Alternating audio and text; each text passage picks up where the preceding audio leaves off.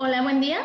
Soy la doctora Mónica Bus González y el día de hoy vamos a hablar un poquito sobre el abordaje del paciente pediátrico con infección por el virus de la influenza.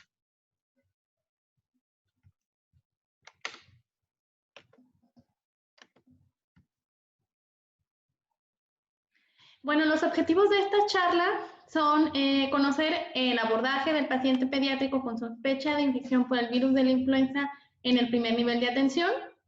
Vamos a establecer las diferencias clínicas que tiene la enfermedad por influenza en el paciente pediátrico con respecto al paciente adulto.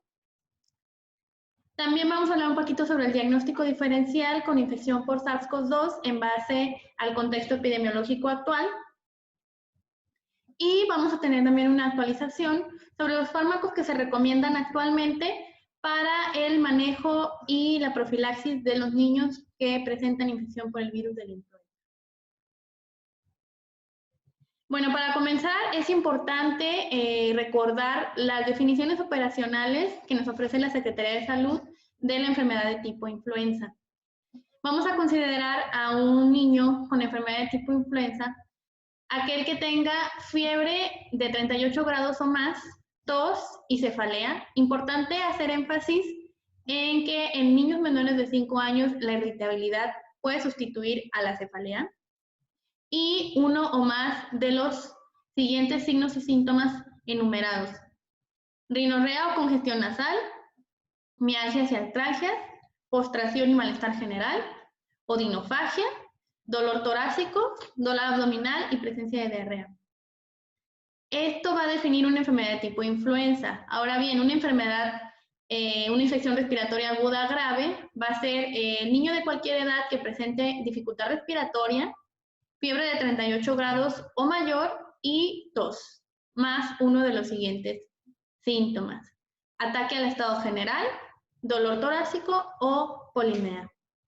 Vamos a considerar todo caso sospechoso de influenza en aquel niño que presente los criterios de enfermedad de tipo influenza o infección respiratoria aguda grave.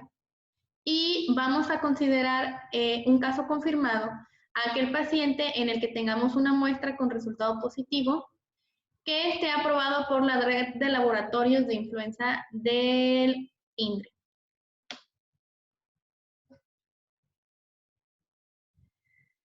Bien, es importante comentar que en los niños los síntomas clásicos de influenza no pueden estar siempre presentes, principalmente en niños menores de 6 años de edad.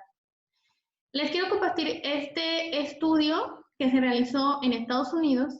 Se estudiaron a más de 350 niños de entre 1 y 13 años de edad con diagnóstico confirmado de influenza y que requirieron únicamente manejo ambulatorio. Estudiaron toda su sintomatología y, como pueden observar en las flechas que estoy señalando, la fiebre alta, es decir, de 40 grados, fue más común en el grupo de niños menores de 3 años. Y asimismo los síntomas gastrointestinales, entre ellos náusea, vómito, diarrea e hiporexia, fue más común en el grupo etario de 3 a 6 años de edad. Es importante comentar esto, ya que debemos de tener en cuenta que en niños pequeños, menores de 6 años de edad, la fiebre suele ser más alta que los adultos. Esto les puede condicionar la presencia de convulsiones febriles, y también debemos de pensar que los niños que estén presentando síntomas gastrointestinales, también debemos de pensar en enfermedad por influenza en esta temporada de influenza 2020-2021. Hacer énfasis en que los síntomas más comunes en los niños son la presencia de fiebre, rinitis y tos, y hay sintomatología mucho menos común en los niños que en los adultos, como la cefalea y las mialgias, que se presentan solo en el 7 y en el 26% de los pacientes, respectivamente. Ahora bien, en base al contexto epidemiológico que estamos viviendo, es importante tener en cuenta la diferencia que existe entre la infección por el virus de la influenza y la infección por el SARS-CoV-2. La realidad es que la sintomatología es muy parecida, Y cuando nosotros recibimos a un paciente pediátrico con esta sintomatología, es difícil de primera instancia diferenciar si se trata de virus de influenza o infección por COVID-19.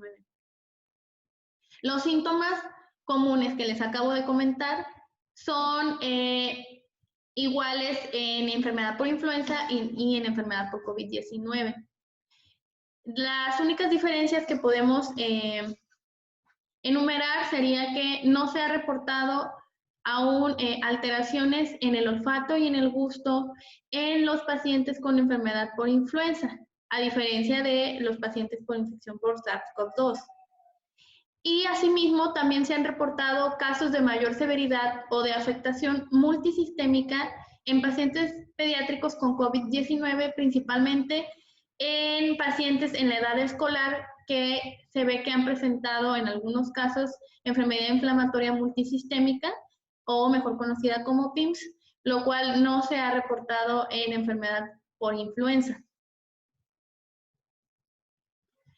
Otras de las similitudes que podemos encontrar con el virus COVID-19 e influenza es en cuanto al inicio de los síntomas y la propagación del virus. Tanto en COVID-19 como en influenza puede ser un desarrollo agudo de la sintomatología, es decir, desde que el paciente se expuso al virus hasta que comienza a desarrollar síntomas, pueden transcurrir únicamente 1 o 2 días para que el paciente comience con sintomatología. La diferencia aquí es que en los pacientes con infección por coronavirus, la sintomatología se ha visto, se ha estudiado que se presenta posterior a los 5 días después de haber adquirido la infección y tiene un rango de 2 a 14 días. Sin embargo, en influenza, el inicio de la sintomatología se ha reportado más dentro de los primeros 1 a 4 días después de haber contraído la infección. En cuanto a la contagiosidad del paciente, se ha encontrado que tanto en COVID-19 como en influenza, los niños pueden ser contagiosos al menos hasta un día antes de que comiencen con la sintomatología. Esto es un día antes en enfermedad por influenza y hasta 2 días antes en enfermedad por COVID-19. Y la diferencia es que el periodo de contagiosidad máximo en los niños con influenza es en los primeros 3 a 4 días de la enfermedad y pueden ser contagiosos hasta por 7 días. Y en infección por COVID-19 se ha encontrado que al menos 10 días posterior al inicio de la sintomatología, los pacientes pueden presentar periodos de contagiosidad. ¿Cómo es la evolución de la enfermedad por influenza en los pacientes pediátricos? Bueno, pues afortunadamente, la mayoría de los casos cursan una enfermedad benigna y autolimitada, que independientemente de si reciben o no tratamiento antiviral, van a presentar una mejoría en aproximadamente 7 días con o sin terapia antiviral. Es importante comentar que la tos puede persistir hasta por algunas semanas, principalmente en niños menores de 6 años. Y en los niños más grandes y en adolescentes se ha reportado lo que se conoce como astenia posinfluenza, que son pacientes que refieren persistir durante varias semanas con debilidad y fatiga. Esto es en el caso de que la influenza sea no complicada, que es la mayoría de los casos. Sin embargo, pues debemos de comentar también la presencia de la influenza complicada. Esta se puede manifestar de diferentes maneras. En 10 al 50% de los casos, de acuerdo a algunas revisiones que ha habido, se ha reportado otitis media aguda posterior a la infección aguda por el virus de la influenza. También es importante comentar que en niños menores de 2 años de edad tienen mayor riesgo de presentar influenza complicada. En realidad es hasta niños menores de 5 años de edad, pero principalmente menores de 2 años de edad, y en aquellos niños que tienen factores de riesgo. ¿Cuáles son los factores de riesgo? Pues lo que ya conocemos. Pacientes que tengan alguna condición médica subyacente, llámese una cardiopatía congénita, una enfermedad pulmonar crónica, trastornos endocrinológicos, renales, metabólicos, etc. Estos niños tienen deben de tener especial cuidado porque se ha demostrado que sí pueden presentar enfermedad grave por influenza. Y también los pacientes que tienen condiciones pulmonares crónicas subyacentes pueden presentar exacerbaciones de las mismas, como el asma. La coinfección bacteriana, principalmente por Streptococcus pneumoniae y por Staphylococcus aureus, se ha reportado hasta en el 2 a 26% de los casos, de acuerdo a algunas revisiones. Y las complicaciones neurológicas como una encefalitis aguda, una encefalitis postinfecciosa, síndrome de Guillain-Barré, etcétera, son afortunadamente poco frecuentes. Entonces, bien, ¿a quién debemos de realizarle la prueba o en quién debemos de sospechar influenza? Es muy importante tomar en cuenta la sospecha clínica que debemos de tener en los niños en esta temporada de influenza 2020-2021. Debemos de sospechar influenza en todo lactante que presente fiebre, principalmente fiebre alta. También vamos a sospechar influenza en todos los niños que estén presentando una enfermedad respiratoria de inicio agudo, que además presenten fiebre. Todo niño que tenga una exacerbación de su condición pulmonar crónica subyacente con fiebre. Y todo niño que presente neumonía activa en la comunidad y que además presente fiebre. En todos estos casos vamos a sospechar de primera instancia enfermedad por influenza. ¿Y qué niños son candidatos para realizarle la prueba de laboratorio confirmatoria? Bueno, pues en todo paciente en el que sospechemos influenza y que tenga alto riesgo de complicaciones, que son los que ya comentamos, niños que tienen condiciones médicas subyacentes, y también en pacientes que estén recibiendo aspirina u otro tipo de salicilatos, también es importante comentar este grupo de pacientes, porque pueden tener riesgo de complicación por el síndrome de Reye. Y en los pacientes hospitalizados que estemos sospechando influenza, todos son candidatos a la toma de la prueba. Pacientes que estén presentando una enfermedad respiratoria febril aguda, aunque se desarrolle estando ya dentro del hospital. Todo paciente que esté hospitalizado y que tenga una enfermedad respiratoria grave, también en esta temporada de influenza, vamos a tener alta sospecha y se le va a tomar la prueba. Y todos aquellos pacientes que estén teniendo una exacerbación de su condición cardiopulmonar crónica.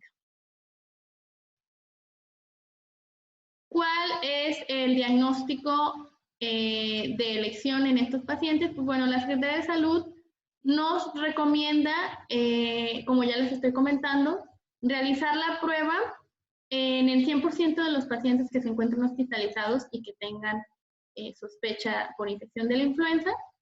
También se le va a realizar al 100% de las defunciones que hayan tenido sospecha de influenza.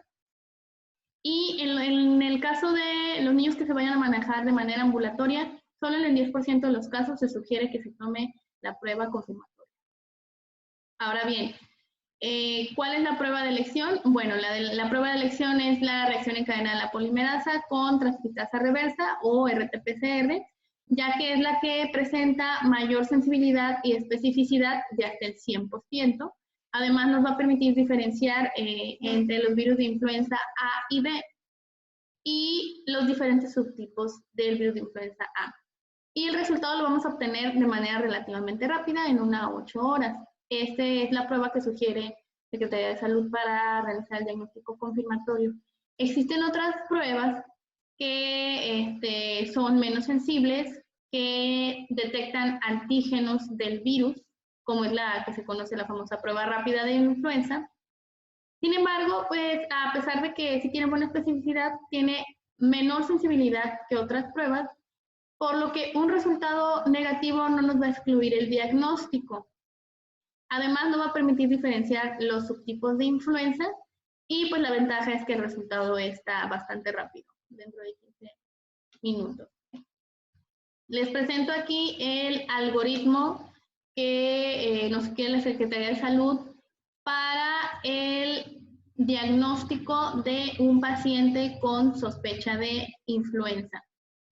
Tenemos que investigar, obviamente, toda la sintomatología que ha presentado el paciente y dividirlos en aquellos que están en sus primeras 72 horas posterior al inicio de los síntomas y en aquellos que ya están cursando su cuarto día de enfermedad o más. Si el paciente se encuentra dentro de sus primeros 3 días de sintomatología, se recomienda realizar la RT-PCR. Y también si el paciente está grave, aunque no se encuentre dentro de sus primeros 3 días de sintomatología, de todos modos tenemos los primeros 7 días de la enfermedad para realizarle la RT-PCR. Y como ya les comento, en el caso de los pacientes ambulatorios, solo se recomienda tomar en el 10% de la población. La manera en la que se va a tomar esta prueba es con un hisopado nasofaringio, en el caso de que el paciente no se encuentre intubado, y en el caso de que el paciente se encuentre intubado, vamos a realizar un aspirado endotraqueal o un lavado bronquioalveolar. Es importante comentar que el hisopo que se usa debe de ser estéril y debe de tener una punta sintética de tacrón o de poliéster. También debemos de tener en cuenta en la evaluación primaria de nuestros niños los datos de alarma que le debemos de dar a los padres en caso de que el paciente se vaya a manejar de manera ambulatoria. Esto es que el paciente esté presentando fiebre alta, refractaria al tratamiento, que esté teniendo dificultad para respirar, y el aumento de la frecuencia respiratoria, por supuesto, en base a la edad del paciente, en los menores de 1 año, mayor de 50 respiraciones por minuto, y en niños de 1 a 5 años, mayor de 40 respiraciones por minuto, que son el grupo etario del que más debemos de tener cuidado, los menores de 5 años, porque son los que tienen mayor riesgo de complicaciones. Si el paciente está presentando rechazo a la vía oral o si tiene trastornos, afectación neurológica, también son datos de alarma.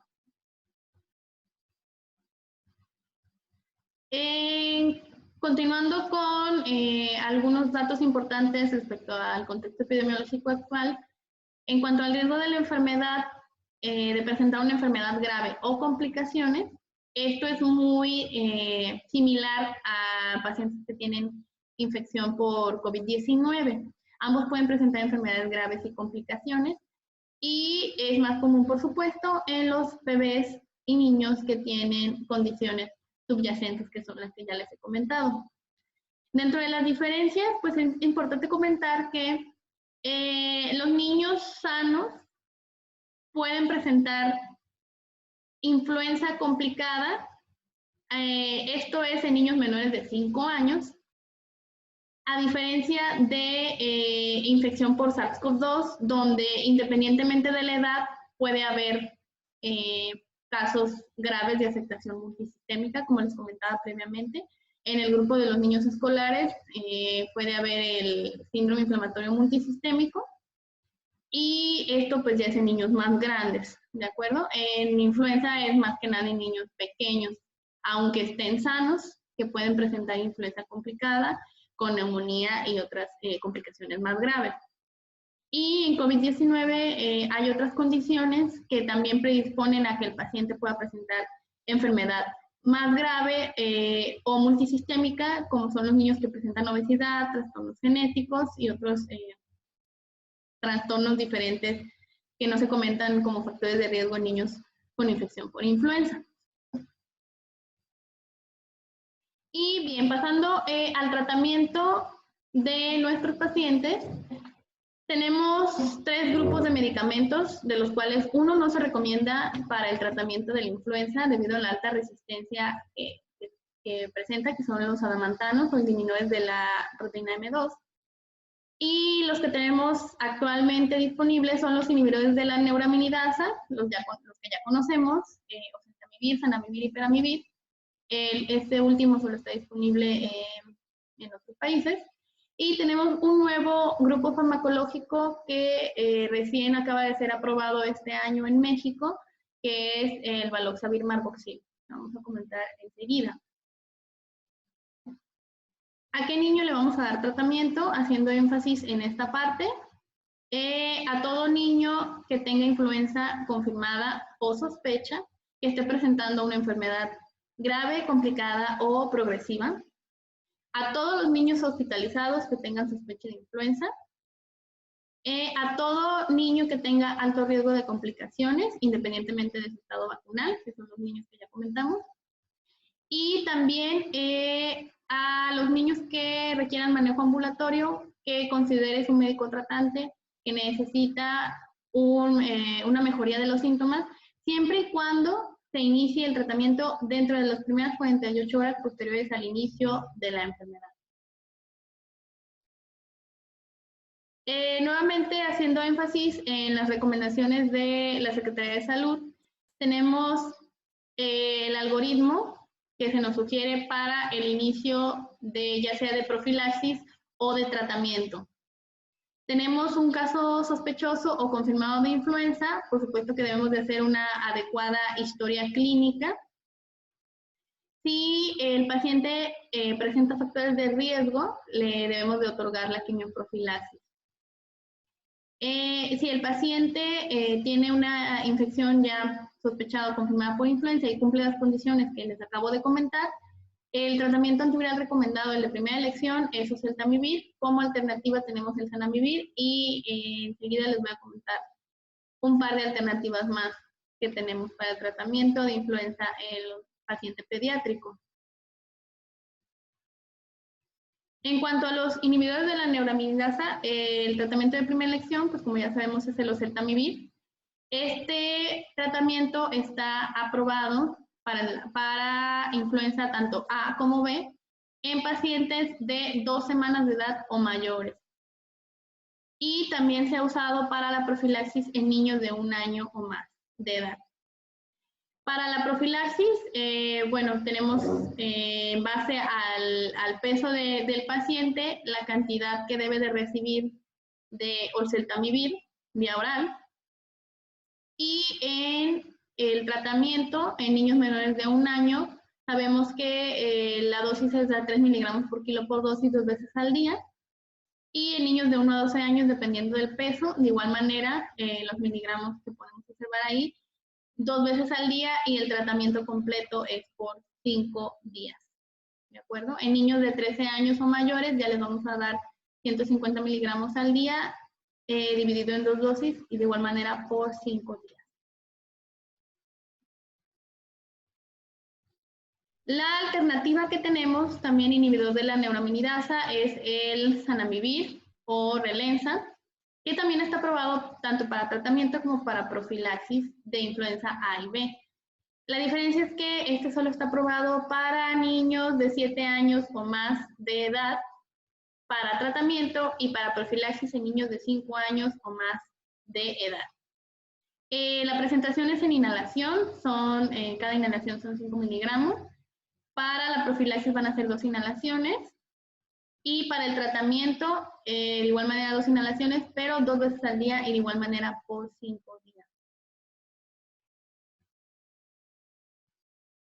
El peramivir es igual un inhibidor de la neuraminidasa que también tenemos aquí en México.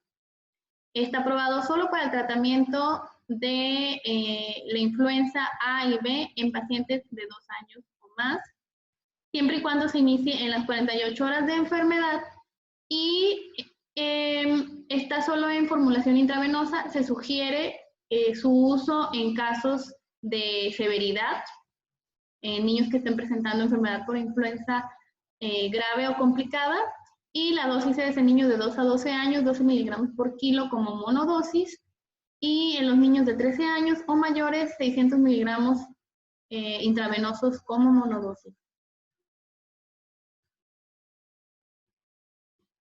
Ahora bien, quiero comentar de los adamantanos porque todavía seguimos viendo que usan rimantadina y amantadina en pacientes, y está ya corroborado por diversos estudios a través de prácticamente todo el mundo que hay una resistencia universal de las cepas de influenza A los adamantanos. Entonces, no se recomienda su uso ni para el tratamiento ni para profilaxis de sospecha de influenza o confirmación de influenza en esta temporada, y tampoco para ninguna temporada. Y bueno, El Baloxavir, que es el medicamento nuevo que les comento, es el primer fármaco antiviral de la clase de los inhibidores de las endonucleasas dependientes de cápside. Es un nuevo mecanismo de acción. Este fármaco apenas fue aprobado por primera vez en Japón en febrero del año 2018, fue aprobado en Estados Unidos en octubre de ese mismo año, y aquí en México está aprobado apenas desde abril de este año y lo fabrica la farmacéutica de Roche. Tiene 2 presentaciones de tabletas de 40 miligramos y de 80 miligramos, y su uso está recomendado solo en niños de 12 años o mayores. La ventaja del Baloxavir es que no solo tiene un espectro antiviral para influenza, sino también para la influenza aviar estacional y para cepas resistentes a oseltamivir. Y tenemos aquí un estudio donde compararon Baloxavir con oseltamivir, y se demostró que lo que hace en base a su mecanismo de acción es disminuir la carga viral dentro de las primeras 48 horas de la enfermedad, lo cual tiene ventaja al disminuir el periodo de contagiosidad o el esparcimiento del virus, ¿de acuerdo? Y esto sin aumentar los efectos adversos. Tenemos aquí una comparación de los efectos adversos y, como pueden ver, se presentó en el grupo del placebo y oseltamivir 24% presentaron efectos adversos en comparación con el Baloxavir, que fue prácticamente una cantidad similar. ¿Y por qué hablamos de esto en pacientes pediátricos? Bueno, hay diferentes estudios que han estudiado el Baloxavir marboxil en el paciente pediátrico. Quise comentar este artículo que podemos ver aquí porque estudiaron niños mexicanos. Es un estudio doble ciego de 169 niños, fueron 6 países, entre los cuales se incluyó México, y estudiaron a niños de 1 a 12 años de edad, comparando oseltamivir y Baloxavir, y encontraron que es bien tolerado en niños y tiene la misma eficacia en la disminución de signos y síntomas. Además, otra de las ventajas fue la posología, ya que, como podemos observar, es una monodosis únicamente en pacientes menores de 80 kilos, 40 miligramos vía oral monodosis, y en niños de mayor peso 80 miligramos vía oral una sola dosis, y con esa sola dosis se ha demostrado la misma eficacia en los pacientes, y pues como sabemos la posología es muy importante en los niños. Algunas consideraciones a tomar en cuenta durante la pandemia COVID-19 en cuanto al tratamiento de la influenza. Es importante comentar que una prueba positiva para influenza no nos va a excluir una coinfección por SARS-CoV-2, ni de igual manera una prueba positiva para SARS-CoV-2 nos va a excluir la coinfección por influenza. Las pruebas de laboratorio para confirmar si estamos frente a una infección por influenza o una infección por SARS-CoV-2 no deben retrasar el inicio de la terapia antiviral. Recordar que esta se debe iniciar dentro de las primeras 48 horas posterior al inicio de los síntomas. Y el oseltamivir no tiene actividad contra el SARS-CoV-2, también es importante comentar. Y bueno, como conclusiones del abordaje del paciente pediátrico para influenza, es importante comentar que en base al contexto epidemiológico, la confirmación por laboratorio, ya sea de influenza o de SARS-CoV-2, no debe retrasar el inicio oportuno del tratamiento antiviral. Esto es muy, muy importante en el paciente pediátrico y principalmente en aquellos niños que tengan factores de riesgo o condiciones que le vayan a predisponer a padecer una enfermedad grave o complicada por influenza. La prueba diagnóstica de elección, la ideal es detectar el ARN viral mediante el RT-PCR con el hisopado nasofaringeo. Y dentro de los tratamientos actuales que se recomiendan para el paciente pediátrico, debemos de también tomar en cuenta que no solo existe el oseltamivir y el zanamivir, También tenemos otras opciones y también para pacientes que presenten enfermedad grave, que son el peramivir y valoxivir, que son en monodosis y que se ha demostrado que son seguros su uso en niños y enfatizar en el uso en las primeras 48 horas cuando la sospecha de influenza es alta. Y con esto me despido. Muchas gracias.